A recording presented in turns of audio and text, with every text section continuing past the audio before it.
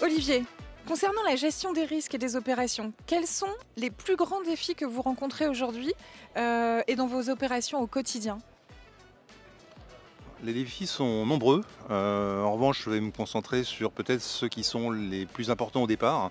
Je parlerai de cartographie, d'inventaire, pour savoir finalement de quoi est-ce que l'on dispose au sein de notre système d'information. Interne, mais aussi dans la relation que l'on peut avoir avec des prestataires, avec des partenaires. Donc tout ce qu'on va appeler la supply chain.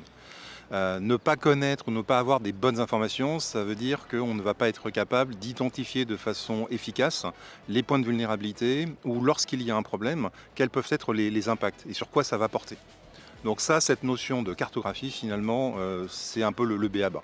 Alors bien entendu, il y a des mots qu'on peut utiliser comme la CMDB, etc.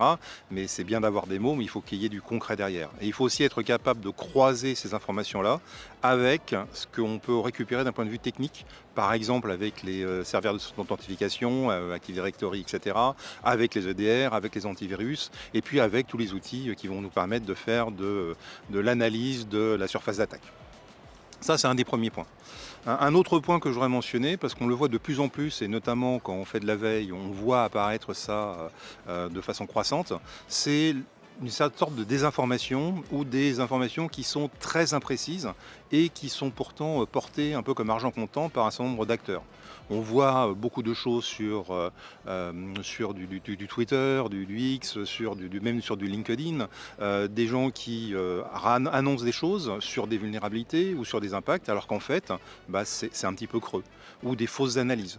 Et ça, je pense que c'est aussi un danger, parce qu'il faut que nous, en tant que RSSI, on soit vraiment capable d'apprécier la vraie valeur et d'une vulnérabilité ou d'une information que l'on veut avoir. Et c'est pas le nombre de personnes qui vont retweeter une information ou qui vont la rediffuser qui est important, c'est le fond. D'où, et quand on parle de veille, c'est vraiment un concept de base, c'est quelles sont les sources primaires. Donc c'est ça qu'il faut faire, c'est aller rechercher à chaque fois les sources primaires, et parfois c'est difficile de les trouver. Voilà, ça c'est deux éléments, je pense, qui sont importants. Mais il y en a bien entendu pas mal d'autres.